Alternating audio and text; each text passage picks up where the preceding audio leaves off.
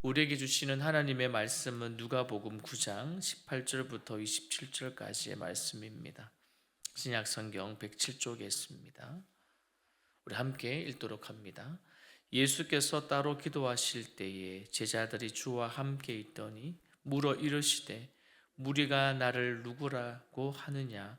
대답하여 이르되 심내 요한이라 하고 더러는 엘리야라 더러는 옛 선지자 중에 한 사람이 살아났다 하나이다. 예수께서 이르시되 너희는 나를 누구라 하느냐? 베드로가 대답하여 이르되 하나님의 그리스도 신이다 하니 경고하사 이 말을 아무에게도 이르지 말라 명하시고 이르시되 인자가 많은 고난을 받고 장로들과 대제사장들과 서기관들에게 버림바 되어 죽임을 당하고 제3일에 살아나야 하리라 하시고 또 무리에게 이르시되 아무든지 나를 따라오려거든 자기를 부인하고 날마다 제 십자가를 지고 나를 따를 것이니라. 누구든지 제 목숨을 구원하고자 하면 잃을 것이요 누구든지 나를 위하여 제 목숨을 잃으면 구원하리라. 사람이 만일 온 천하를 얻고도 자기를 잃든지 빼앗기든지 하면 무엇이 유익하리요? 누구든지 나와 내 말을 부끄러워하면 인자도 자기와 아버지와 거룩한 천사들의 영광으로 올 때에 그 사람을 부끄러워하리라. 내가 참으로 너희에게 이르노니 여기 서 있는 사람 중에 죽기 전에 하나님의 나라를 볼 자들도 있느니라. 아멘. 예수님은 베세다까지 보면 따라온 무리들에게 하나님의 나라를 전하시고 병자들을 고쳐 주셨습니다.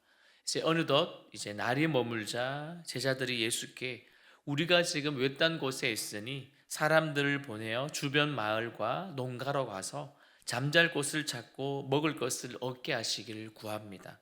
이에 예수님은 물고기 2마리와 보리떡 5개로 5천 명을 먹이시고 남은 것을 12바구니에 거두는 기적을 행하셨지요.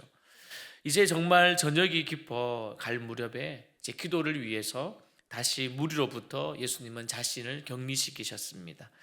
어김없이 중요한 서사를 앞둔 때마다 그 시점에는 어김없이 예수님은 기도를 하셨더라고요.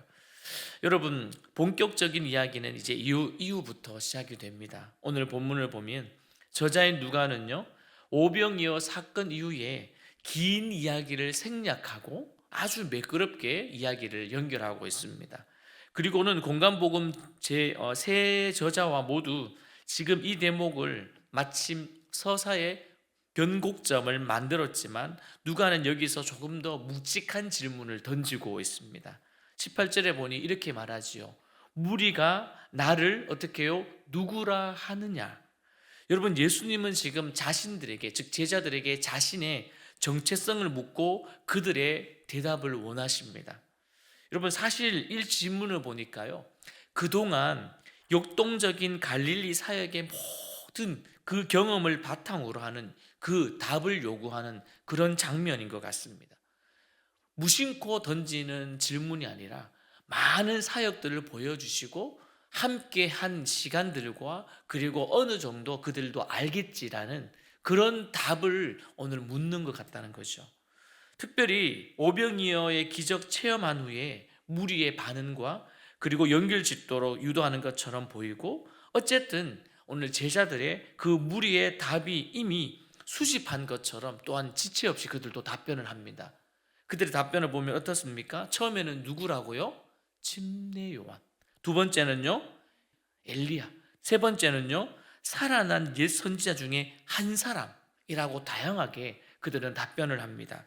여러분, 이쯤이면 그런데요, 여기서 보니까 옛 선지자 중에 한 사람이 살아났다라고 말합니다. 이 답변을 보면서 당시 무리들이 예수님을 선지자적인 전통을 잇고 있는 종말의 선지자로 이해하는 것을 우리는 단편적으로 볼 수가 있습니다. 그렇다면 다시 묻습니다. 제자들의 생각은요? 20절 말씀을 함께 읽습니다. 시작. 예수께서 이르시되 너희는 나를 누구라 하느냐? 베드로가 대답하여 이르되 하나님의 그리스도 신이다 하니. 여러분, 제자들의 대표자 그리고 그 베드로가 이렇게 대답을 했습니다. 어떻게 보면 이 제자들의 견해이기도 하겠지요. 마태복음은 조금 더 우리가 16장 16절은 더 잘 알고 있는 것처럼 구체적이지만 어쨌든 누가복음에서 베드로의 답변은 하나님의 그리스도라고 이야기하였습니다. 여러분, 소유격, 즉 하나님과 예수님의 친밀함을 더 돋보이게 하는 하나님의 그리스도라고 답변한 것이죠. 학자들은 이것을 기원이다, 원천이다 라고 강조하는 소유격이라고 말을 하더라고요. 어쨌든 하나님의 그리스도, 여기서 하나님의 뜻, 즉 성취를 위해 보내심을 받은, 즉 기름 부음 받은 자, 그것이 그리스도다, 이렇게 여러분 이해하시면 될 것 같습니다. 즉 그리스도, 즉 하나님의 그리스도는 기름 부은 자 그리스도. 그러니까 이제까지 천사들과 또한 귀신 들린 자와 같은 그런 자들을 고쳐주시는 초연자, 즉 초자연적인 존재로만 예수님을 그리스도로 정언했지만 오늘 이 부분에서는요, 제자들이 첫 번째 고백을 하고 있습니다. 어떻게요? 하나님의 그리스도라고 첫 번째로 고백하는 장면입니다. 그렇다면 나는 날마다 예수님을 어떻게 해요? 나의 주님, 나의 구주로 여러분 고백을 하고 계십니까? 처음에 고백했던 때가 언제이실까요? 그냥 나는 하나님은 이런 분이었지, 예수님은 이런 분이었지, 단지 오늘 제자들 이 고백 전에 있었던 예수님에 대한 모습처럼의 고백 말고요, 지금 예수님의 제자가 하나님의 그리스도, 우리도 날마다 이런 고백을 하고 있냐는 것이죠. 여러분, 21절에 보니 예수님은요 이제 그 고백을 듣고 베드로에게 즉시 경고를 하십니다. 경고를 내리셔요. 제가 이 경고를 요즘 말로 생각하니까 이런 말이더라고요. 아유, 큰 소리, 즉 큰일 날 소리 하지 말라고. 조금 더 격하게 말하면 입을 함부로 놀리지 마라, 뭐 이런 정도 아닐까요? 경고를 하시더라고요. 아니, 예수님이 제자들에게 자신에 대해서 물었고 정말 정확한 100%의 답변을 들으셨다면 참 잘하였다고 칭찬하고 계속해서 이야기하라야 하는데 오늘 오히려 경고를 하고 계시더라고요. 여러분, 이처럼 예수님이 민감히 하면서 아무에게도 말하지 않도록 명령까지 더하시는 것을 보면요, 아마도 제자들의 왜곡의 심각성이 있을 가능성이 있기 때문에 그러지 않을까. 쉽게 생각하면 여러분 이런 거죠. 저마다 자기의 생각하는 메시아상이 있잖아요. 메시아상. 오늘 예수님의 제자들에게 물었을 때는 이런 답변을 하였지만 무리들의 답변은 어떠했습니까? 침례 요한이라, 엘리야라, 옛 선지자 중에 한 명이 살아났다, 이러한 자기만이 가지고 있는 메시아상이 있었다는 것이죠. 그리고 예수님은 유대 민족을 정치적으로 구원할 그리스도가 아니었습니다. 그들은 그렇게 원했어요. 그러한 사람이 빨리 나타나기를 원했습니다만은 오히려 어떻습니까? 예수님은 배척당하시고 고난당하시고 십자가의 죽음을 맞이하시고 그리고는 죽으시고 부활하시고 모든 민족들을 위해, 죄를 위해 구원자로 이 땅에 오신 하나님의 아들 아니십니까? 그 부분을 그들이 모르고 있을 수 있고 왜곡할 수 있다는 사실입니다. 그래서 22절 말씀을 보십시오. 같이 읽습니다. 시작. 이르시되 인자가 많은 고난을 받고 장로들과 대제사장들과 서기관들에게 버림바 되어 죽임을 당하고 제3일에 살아나야 하리라 하시고. 여러분, 베드로의 고백 이후에 바로 예수님은 수단에 대한 첫 번째 예고를 그 제자들에게 알려주시고 계십니다. 여기서 4개의 동사가 있지요. 뭡니까? 고난받고, 그리고 버림바 되다, 그리고 죽임을 당하고 살아나다 라고 사용하셨어요. 근데 앞에 이 3개의 동사는 이 의미하는 것이 무엇입니까? 신체적인 고통입니다. 직접적으로 당하는 고통, 느끼는 고통, 그리고 오히려 사회적인 고립을 말하고 있습니다. 그리고 이어서 생명의 단절까지 포함하고 있지요. 그리고 마지막 동사에 견줄 수가 없는 3개잖아요. 마지막 하나는 무엇입니까? 살아나리라. 아무리 신체적인 고통이 있고 사회적으로 고립을 당하고 생명의 단절이 있다 할지라도 마지막 하나 무엇입니까? 살아난다는 것입니다.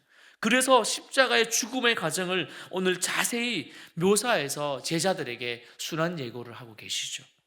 여러분, 자주 들었던 이야기, 꼭 우리가 고난주간이 되고 부활주일이 되면 듣는 이야기 있지 않습니까?